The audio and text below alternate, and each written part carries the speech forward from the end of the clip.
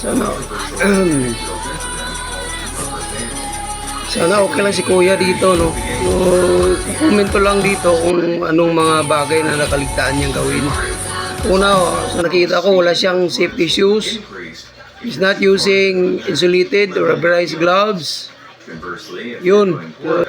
Baka hindi yan na-check yung wire or possible punit, no, sa kanyang insulator. So, ingat-ingat lang tayo. So, saludo ako sa forma niya, no, nakatayo, na save niya yung buhay ng katrabaho niya. Saludo tayo. So, sa susunod guys, ingat lang. Kailangan lang nating gawin, dapat marunong tayong mag-isip, no?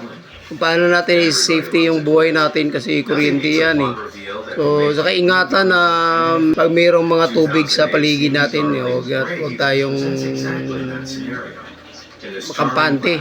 So, dapat mag-iingat tayo tuwing may tubig sa paligid natin. Tuwing gumagamit tayo ng extension wire o kuryente para sa kuryente natin.